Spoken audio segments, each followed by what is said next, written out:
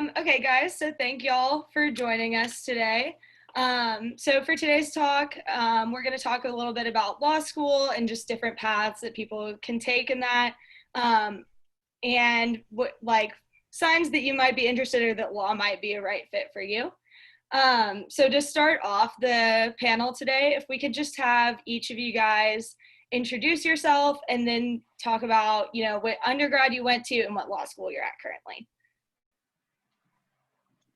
So I guess we decided that I'm first. So hi, my name is Charlie Blatt. My pronouns are she, her, hers. And I went to Dartmouth College and I currently attend Yale Law School. That's what we're doing right now. Great, yeah. Hi, I'm Danny. My pronouns are he, him, his. I went to Columbia College for undergrad, and I also go to Yale Law School. We all go to Yale Law School. Taking our thunder. Hi, everyone. My name is Miguel. I went to undergrad at UC Berkeley, but before that, I spent a few years in community college. And I'm at Yale. Hi, guys. All right. Hi, guys. I'm Shariful. My pronouns are he, him, his. I went to the City College of New York, which is one of the public schools in New York City for undergrad, and I am also at Yale Law School. All right, thank you guys. So could you guys tell us a little bit more about law school? So maybe what are classes like, just a very high level overview, and then what are some required skills, some really big skills you need for law school? So I'll just share a couple and then everybody else can fill in.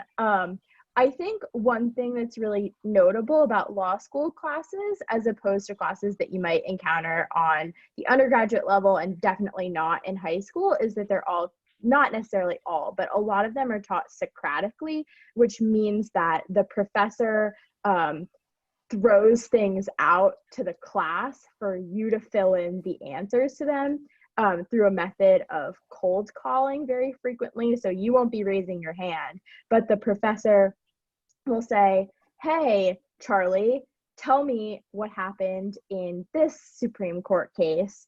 Like, explain to me the reasoning. And then you'll say the reasoning. And they might follow up on, well, why do you think they decided it this way? Or what do you think should have happened this way?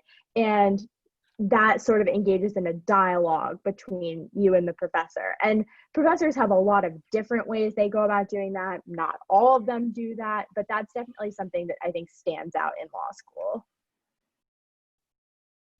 Yeah, and also I think actually, I guess this is a way in which it's similar to high school and some colleges, but there are certain required classes.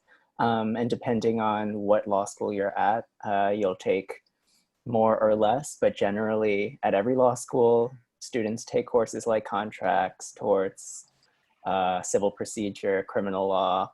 But then you usually have a lot of flexibility in terms of the other kinds of classes that you want to take, depending on what your interests are. So if you're interested in constitutional law, you might take a lot of seminars or classes about different areas of constitutional law. If you're really interested in practice, you might join a clinic, which is kind of like mini law firms run by students and professors.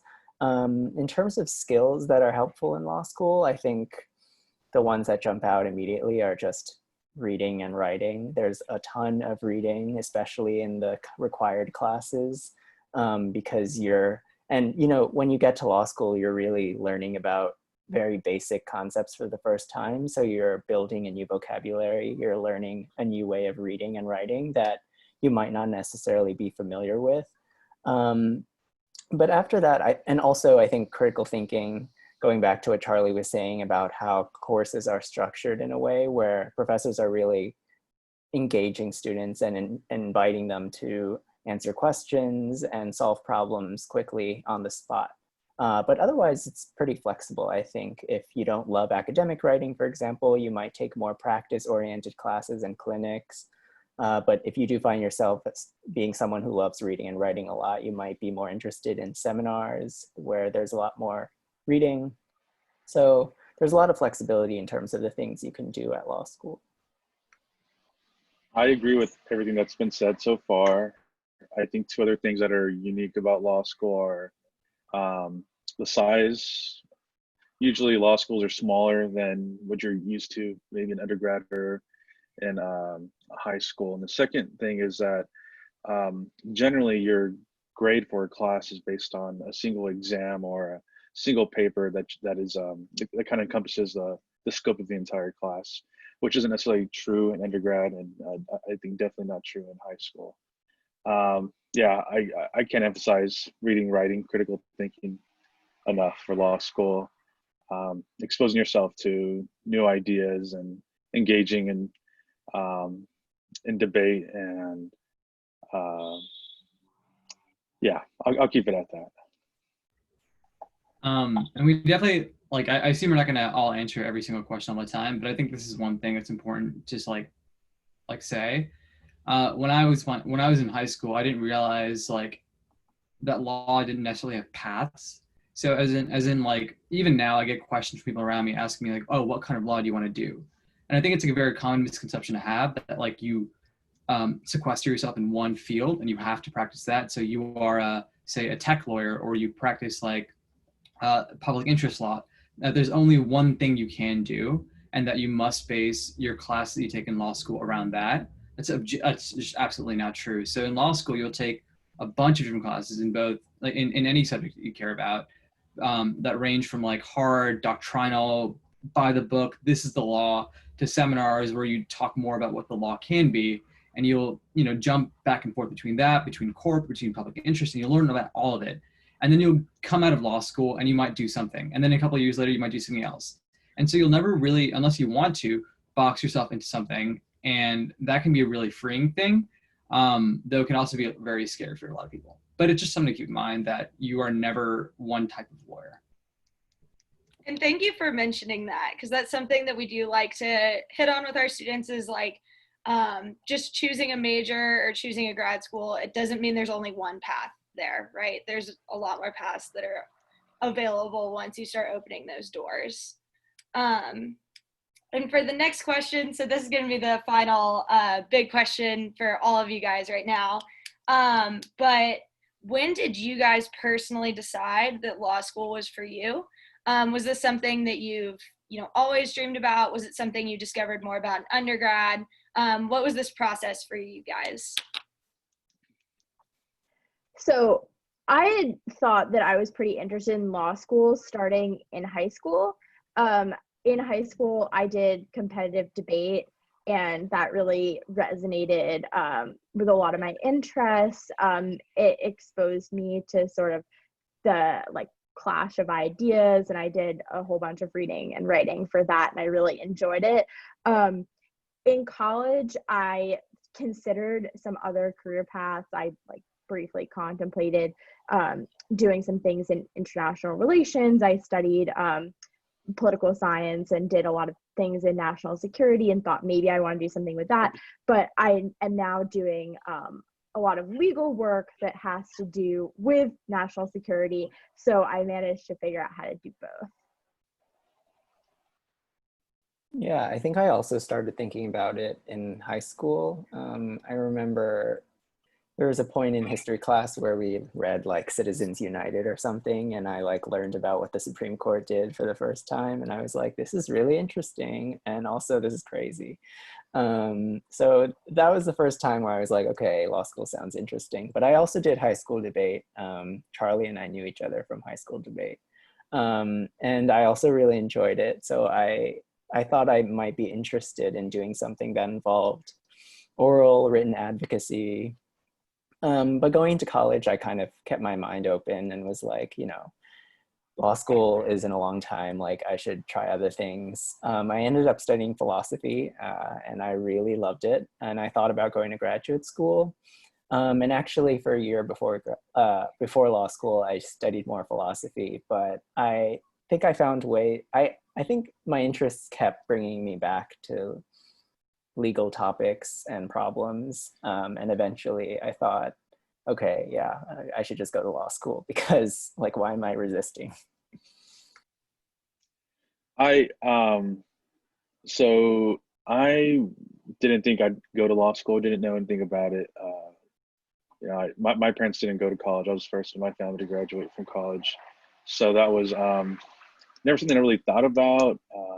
And my very non-traditional career path started after high school, and I didn't even go to college. I was doing a trade apprenticeship, so that's how far away from law school I was actually in.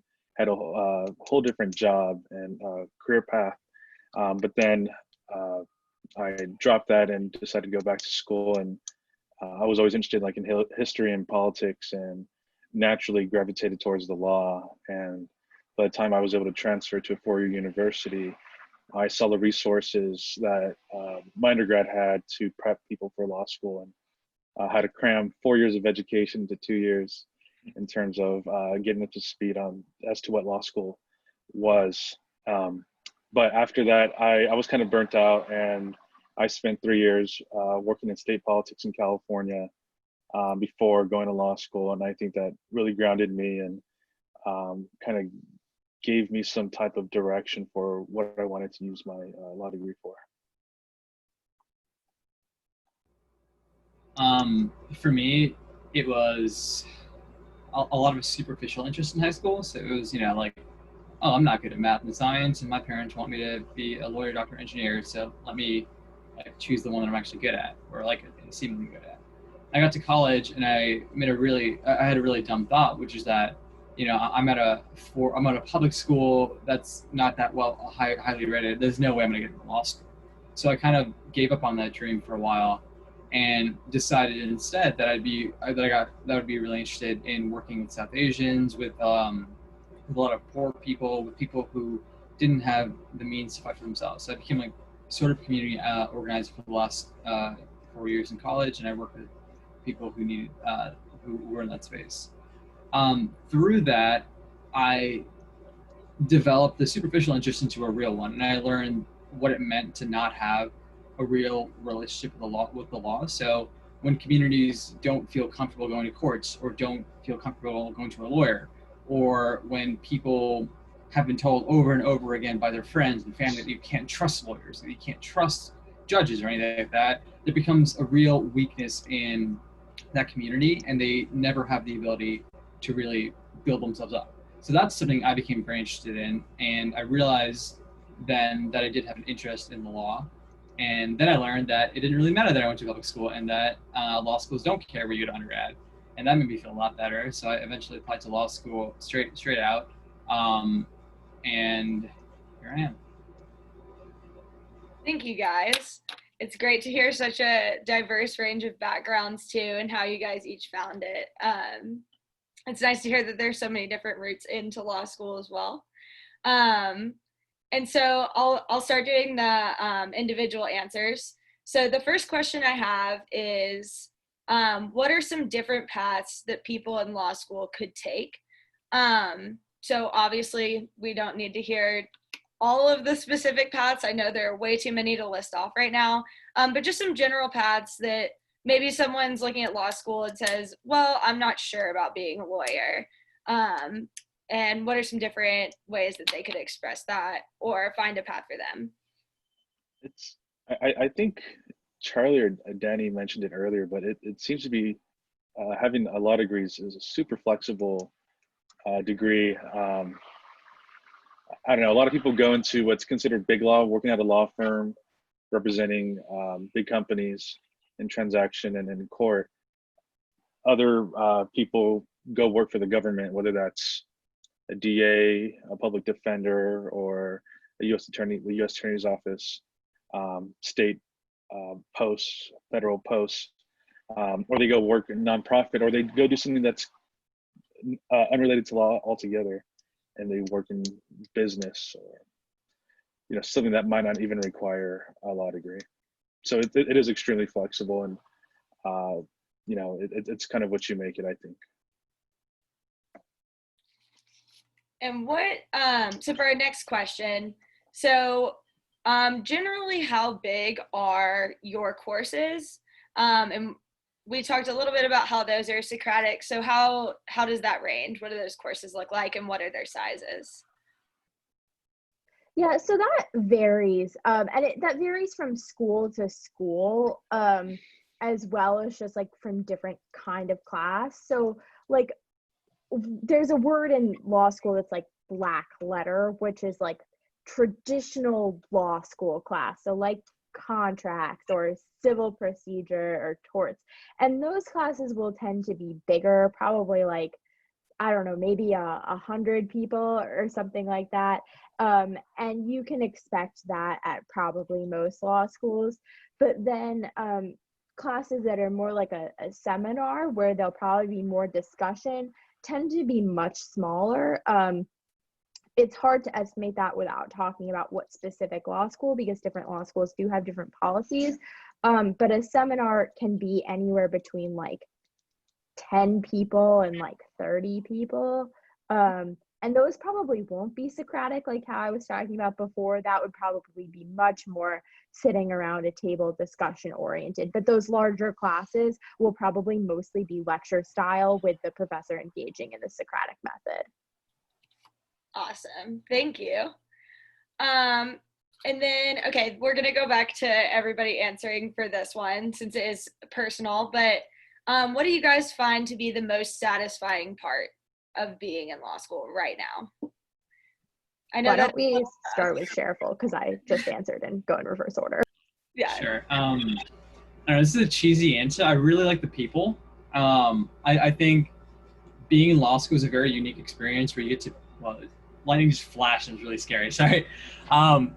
It's a really unique experience where you get to sit in classrooms, be intellectually challenged by people who are all very smart, passionate, and care about a lot of the same things that you do. And it's a very unique experience and a very exciting experience, and all people tend to be really great outside of the classroom too. So getting to know your classmates, I think, is almost, if not more, important as being in class and doing well in class. So one of my favorite parts about being in law school is just meeting people around me, including my fellow fellows right here. Too kind. I couldn't agree more with Sheriff. I think it's definitely the people. You meet some of the smartest and most ambitious people in law school, and if you're lucky enough, they also happen to be really great people, kind people outside of the class. But something else I'd add is the flexibility I think that you have. I was working a 9 to 5 before this, not having a 9 to 5 schedule and being able to do kind of what I want, read when I want, take classes and form my own schedule was really, really cool and empowering. And I like that part.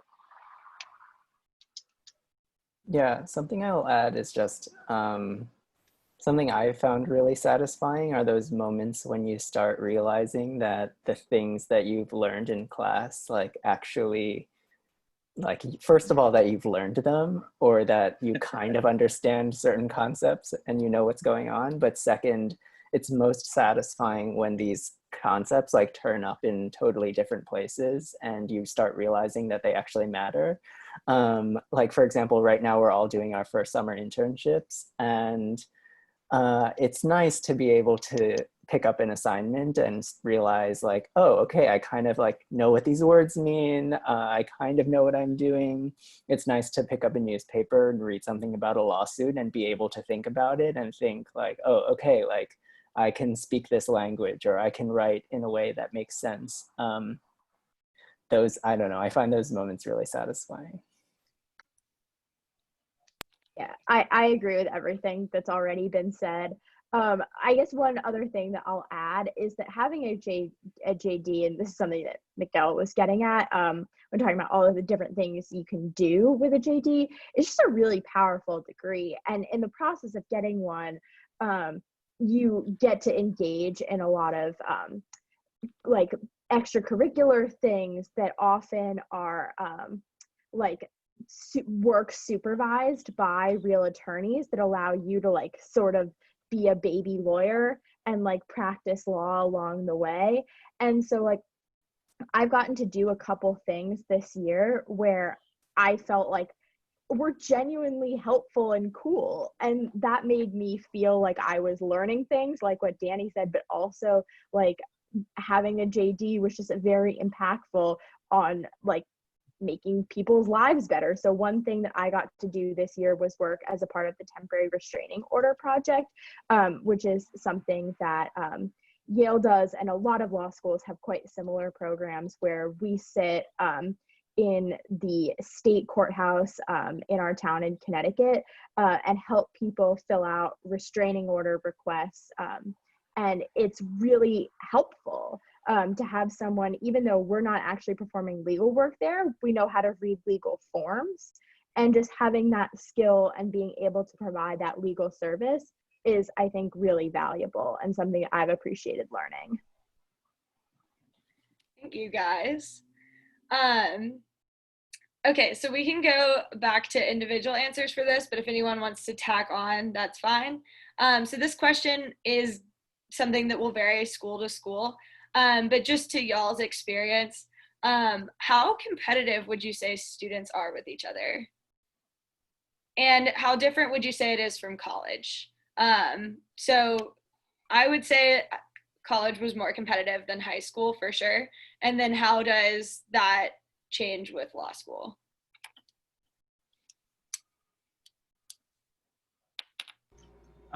It's a really tough question to answer, I think, especially for us, because our school doesn't have like traditional grading systems and we're not graded on a curve.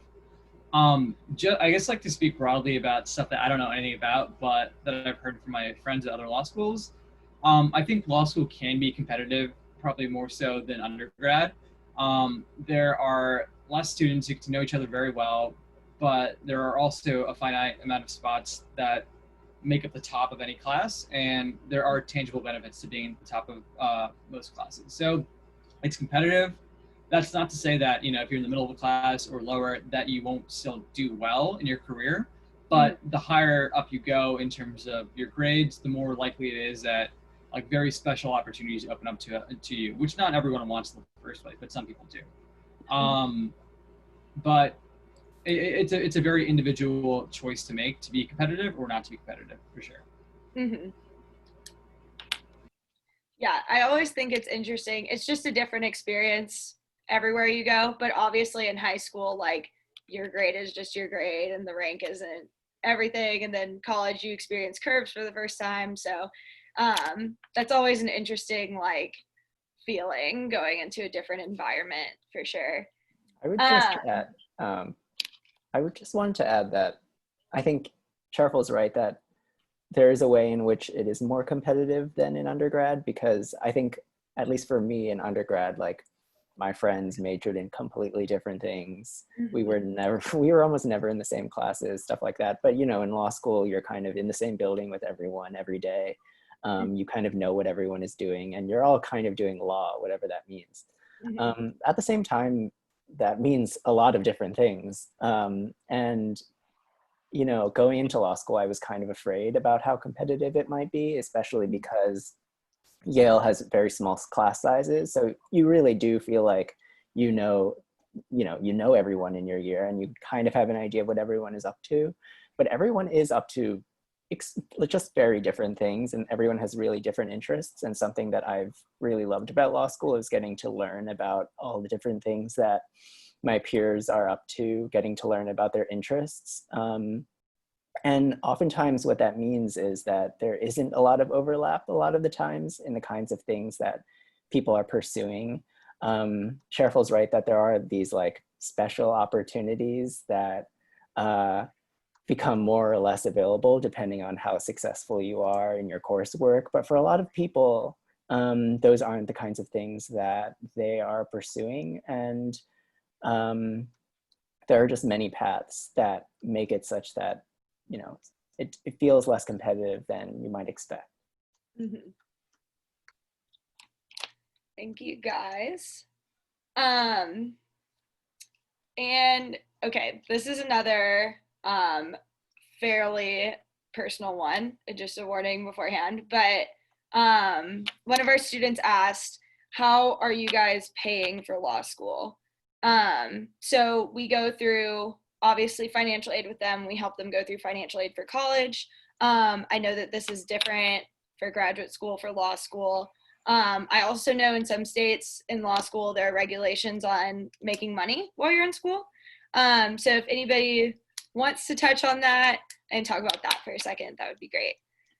Can I just briefly take the last part first with the regulations on making money? So I think that that's everywhere because the ABA has a cap on you can work 20 hours a week while being a full-time law student. So that's not going to be a state-by-state thing. That's a universal policy. If you're going to an American Bar Association accredited law school, which you should, if you're going to apply to law school, you should go to an accredited law school. But that is unfortunately something that you'll find unless you're going as a part-time law student, where I do not believe that that is a requirement. Like, for example, night law school programs, I think waive that requirement. So that is something to keep in mind if other people want to jump in on other parts of that. Yeah, I can speak to the first part. So Yale is somewhat unique in that it provides students with need-based financial aid as opposed to merit-based.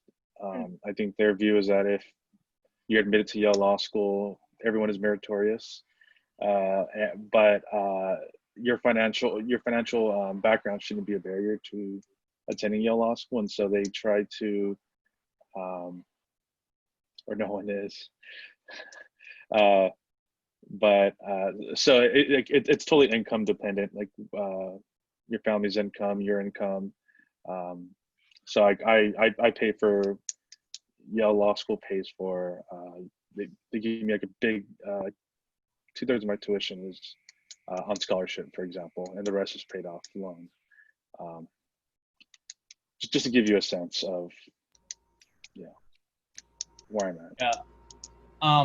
So when I was applying to law school, I kind of came with the mentality that, like, well, I had learned that some law schools, a lot of them actually, offer merit-based scholarships. Yale, Harvard, and Stanford do. I came into the admissions process thinking that there was no way, am I allowed to say hell? Well, I already said it. There's no way that I was going to pay tuition if there were schools that were going to offer me a full ride. It ended up not being the case. Like, I came to Yale and said, and they gave me a need-based, a generous chunk of it. But to those of you, especially who are concerned about loans and debt, there are merit scholarships available at law schools, and like obviously, like, they're not easy to get, and they require high LSATs, high GPAs, great stories, all that. But they are available, and I think most law schools, even though they don't offer you a way to work while in your first year, they do offer like additional ways to make money during the year. So, for example, I'm an RA for a professor, and that pays me some money, and I contribute that towards my living expenses. So through that, they decrease. And this summer, I'm working and making money, and that money is going to go back into paying for my tuition and loans here. So although I'm not getting like a full aid package at Yale because they don't offer that, I'm still able to pay off a lot of it while in school. Another thing is, I think, the vast majority of students are on loans, and like, finances are something that everyone should think about before applying to law school, because obviously law school is extremely expensive. So it's worth looking into, not just if schools have merit-based scholarships, also looking at other sources of scholarship that you might get, not from law schools, but also looking closely at different schools' loan forgiveness programs. Yale has a pretty generous one, but every school has their own loan forgiveness program. And I don't know, just want to emphasize that it's like very important to look into and think about how you plan on paying for law school before applying, because it's like pretty significant. Just in addition to, I agree with everything everyone else has said is very important information. Just there are other things to also think about when financing law school, like other sorts of money the school might or might not give you during your time in law school. So for example, this summer I'm doing an internship with a government agency, and Yale is fully funding my summer internship. And not every law school has as generous a package for summer internships where they don't pay you. So that's just another thing to keep in mind about how are you going to fund your summers. And that's a thing to compare across law schools, because unfortunately a lot of public interest employers and most government agencies don't pay summer interns still, which is not good. But a lot of law schools will figure out different ways to finance summer internships, and that's a thing to look into as well. Mm-hmm. And so, switching topics pretty significantly, but so how many hours a day do you guys spend actually in class or studying?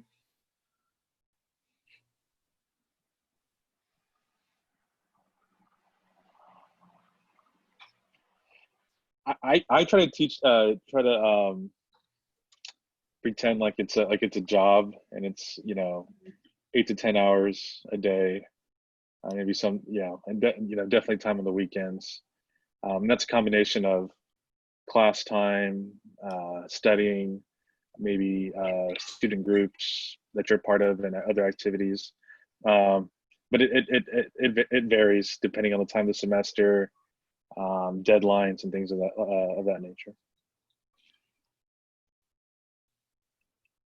Last semester, I was in 14 credits, which is 14 hours of class a week, which doesn't seem like that much. But then once you add the like homework and reading and whatnot, it starts to add up. So I think I was probably doing the equivalent of maybe like somewhere like 3 hours a day in class, roughly, like Monday through Friday, but probably an additional like several hours per each hour of class of reading.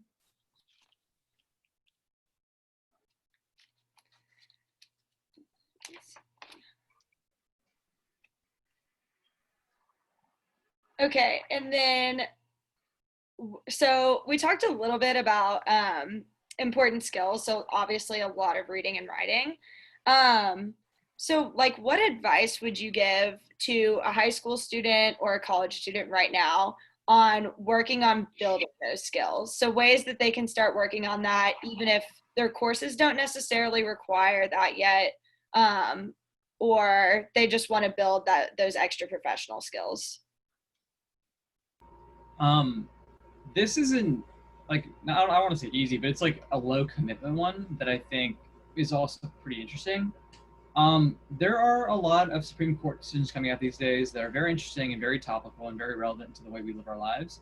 And the opinions in them explain the justices' legal reasoning and explain like how they came to their decision. And I think just even becoming familiar with the way that, you know, justices and judges like write their opinions and how they get to their decision will help you understand a little bit of the legal process, and like pick up on some things that you might not otherwise realize, so that when you do get to law school, it's not totally new. Mm-hmm.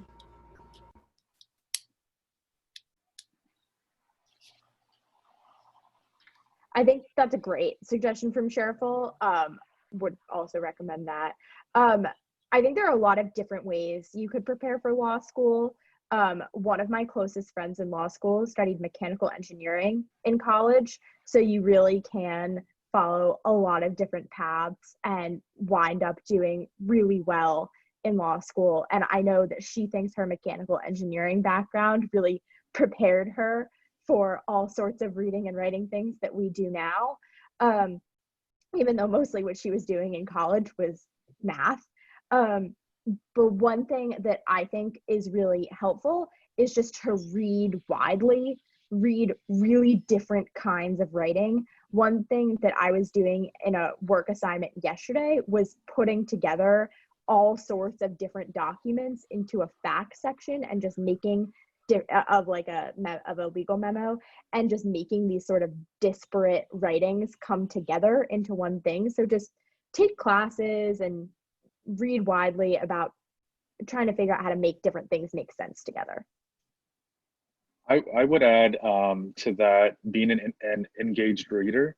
I think engaging with what you're reading, questioning arguments, and kind of doing the stuff I think that Charlie mentioned. But I think another helpful tool to prepare you might be to view everything that's said anytime as an argument. If you assume that everything is an argument, you start questioning underlying assumptions about people's statements, maybe habits, and it puts you in a frame of mind of understanding like logical structures. I think that's like helpful for like the LSAT, but also for understanding and constructing good arguments in law school. I think another, I mentioned reading and writing, critical thinking. I think another skill that, especially now that I'm at my summer internship, I'm realizing is like very important in the legal profession is interpersonal skills. Being able to work as a team and collaborate with others is something that's, I think, largely inescapable in the legal profession, especially if you want to do kind of direct services work. And so, I think when I was in college, a lot of people told me like, oh, law schools love it if you could take a few years off before you go to law school. If you work for a few years, they think that's really valuable. And at the time I was like, what, why? Like, no, I don't buy it. But now I'm like, okay, I see why. Maybe it's like somewhat valuable for people to have full-time jobs before they go to law school and then just become lawyers. Because I think those kinds of experiences build the kind of interpersonal skills and teamwork abilities that end up becoming really important when you're on the job. Maybe not as much at law school, although it still comes up all the time, but another thing to think about. Mm-hmm. So building off of that, what do you guys think are just some maybe like life tips to give someone in high school or college? So it doesn't necessarily have to be law related, but just since you guys are a bit older and going through the next step, so this could be anything like organization, maybe a professional skill that you built, but something that's really impacted you, and a tip that you wish maybe you knew when you were younger. Treat your GPA like a baby, like it's your baby. Mm-hmm. Unfortunately or fortunately, the law school admissions process is a huge numbers game, and gaming the system, or whatever you want to call it. Just understanding that your GPA is gonna be a huge factor. But don't focus on it too much. It's not also it also doesn't define you. Mm-hmm. You're gonna get to college, and professors are gonna seem so otherworldly and so smart. And you have to realize that half of their job is teaching you, and that means that if you have a question and you want to go to the office hours, that is totally fine. And if you like have a good connection with the professor, which you should try to build, you should not feel embarrassed about asking for a letter of recommendation. That is built into their job. So a lot of professors who get into the business care about research and care about writing and that sort of thing, but they also become professors because they really care about students. And if you are a person who feels like they're lost, confused in undergrad or in law school or whatever, don't be afraid to reach out to professors. A lot of them want to be there for you, and it is their job to be there for you. Mm-hmm.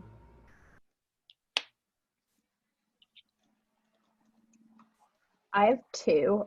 One is going off of what Sheriful just said, which is to try to take small classes in college if you can. I think it really helps to build relationships with professors if you get to know them on this basis, and also go to office hours. But I think that connection is really fostered in a small class environment. Obviously, when you're a freshman, sophomore in big intro classes, that's going to be harder. But as you go on in college, if you have the opportunity to take a seminar or two, I would really take advantage of that opportunity if it's one that's presented to you. And the next thing is like totally unrelated, but just like write thank you emails. If you can. People remember when like you do little nice gestures, and it really goes a long way to someone wanting to do like that next favor for you. Mhm. Yeah, I would reiterate everything they've said about building relationships. I think I really value mentorship, and I really appreciate it when people take the time to give me advice, answer my questions. And I think it's really important that you find people, and they could be your professors, they could also be your peers. I have some friends who I trust their opinion. When I write applications, when I write papers, when I have ideas, I'll ask them about them. Having people to just talk to about the kinds of things that you're interested in are really important, is really important. The other thing I would say is just that don't think that it's too late to go to law school just because you were in high school, you never thought about it, or even the first 3-4 years of college, you just didn't think about law school. Um, if you ever just have an inclination that this might be something that you're interested in, even after you've been working for a few years, you should look into it. Um, it doesn't matter that like Charlie said, some people study engineering, physics, computer science, like people do all kinds of things and end up at law school. And it's really just never going to be too late for you to just consider a career in the legal profession. Mhm. Those were great answers, guys. I wish those were things people told me when I was in college because I didn't realize most of those until about halfway through. So that's great advice to give. And then finally, so I'm going to have two more questions for you guys. The first one's not as exciting as the last question, but how is the internship process for you guys? I know you mentioned that you're in your first round of internships right now. So how was that process in applying and then fulfilling? Obviously, it's going to be different because of COVID this year. So we'll all take that with a little bit of a grain of salt, but just from your experience, how has that been? We can, I guess, go back to doing this in a circle. We all have pretty different internships, which is, I think, great to answer this question.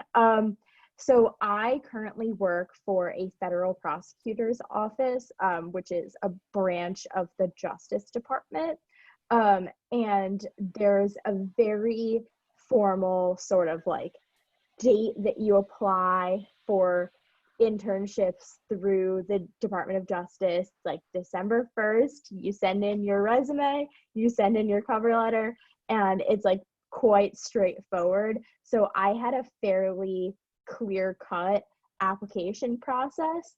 I decided that I wanted to do a federal prosecution internship this summer because I am considering maybe being a prosecutor at some point in the future. In particular, I'm interested in maybe doing public corruption prosecution or national security prosecution, but I'm actually at a much smaller office this summer that doesn't really do any of that, because I wanted to get a really hands-on experience and see if prosecution writ large was something that I was interested in.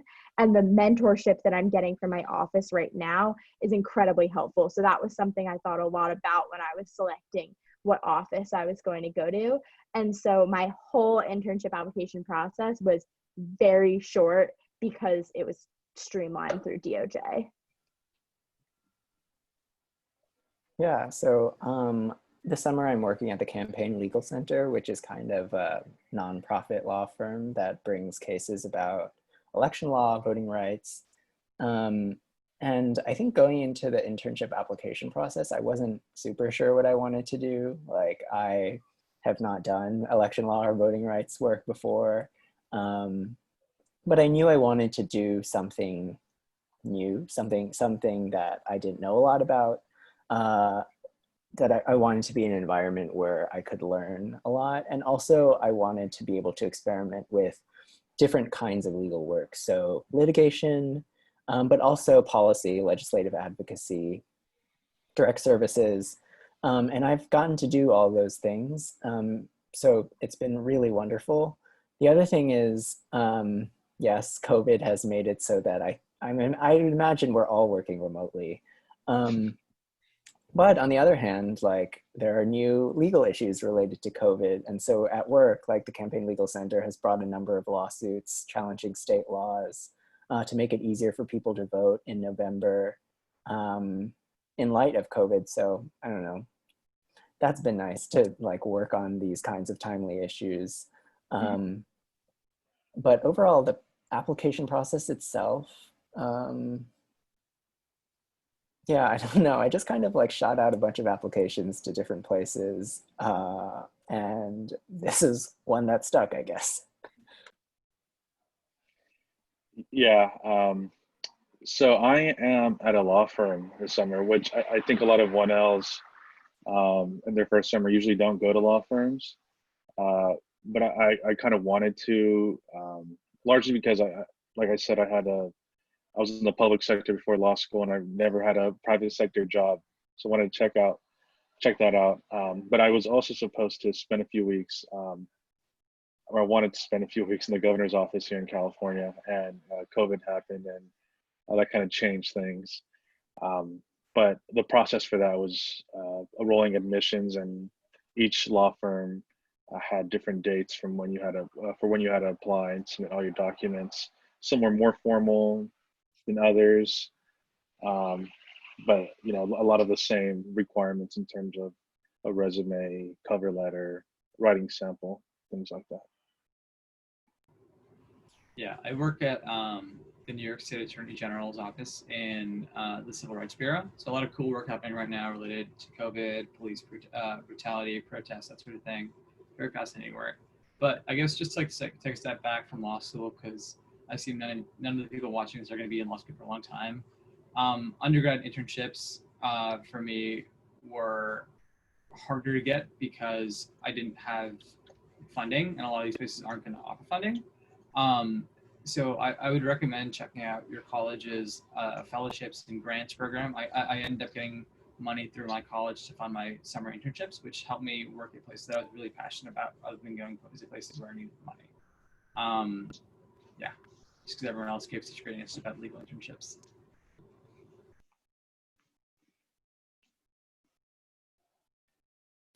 My bad. You're muted. Myself. But for the final question, so what would you guys say is like the one coolest or most interesting thing that's happened this year? And then if you have any final notes that you want to add, feel free to throw that in as well.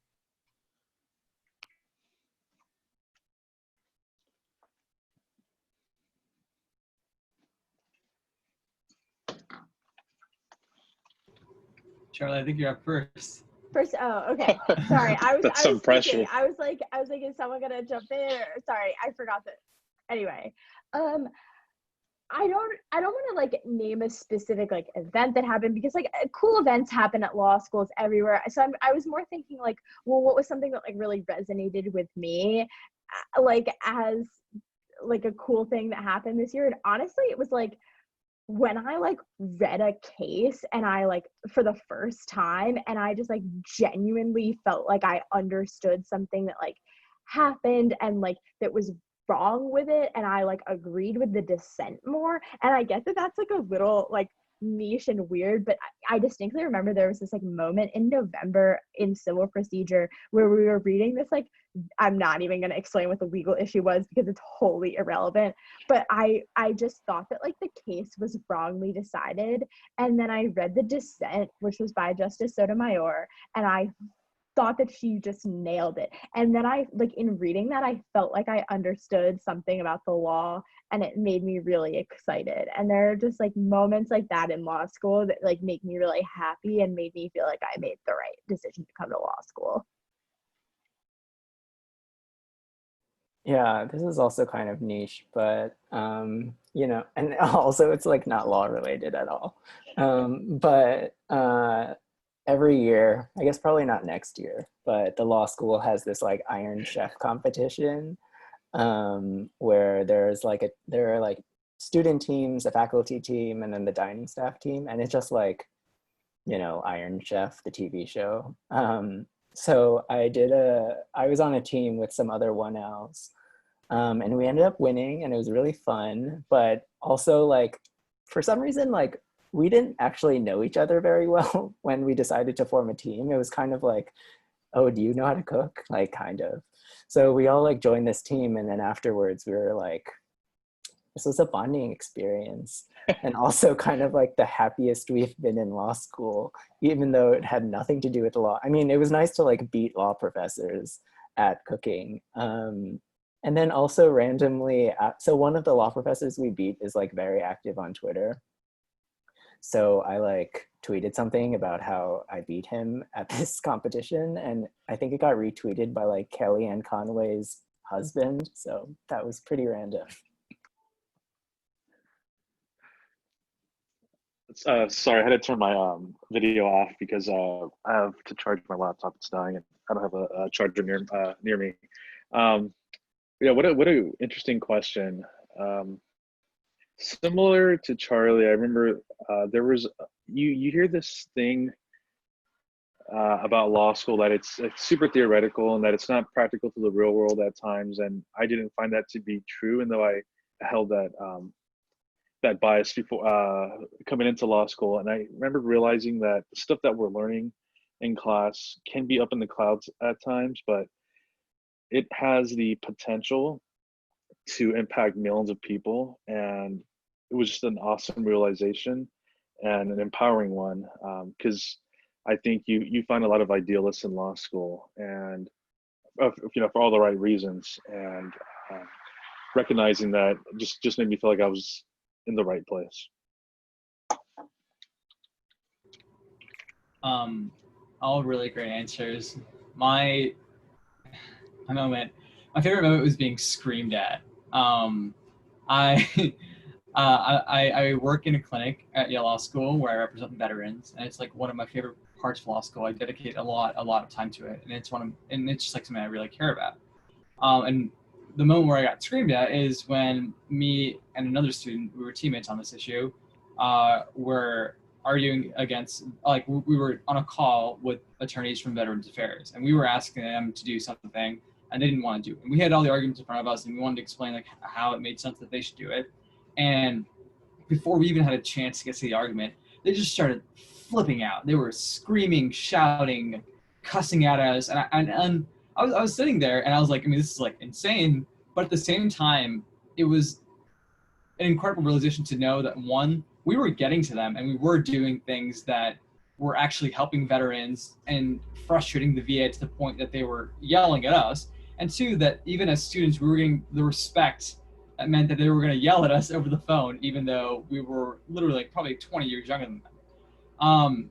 So it was a really exciting moment where, one, I realized that even in law school, I can have a big impact, and two, that as a lawyer, you can do things that really change systems for women. Well, thank you so much, guys. So I really appreciate all of y'all's time, and y'all had great answers to these questions. I feel like I learned a lot.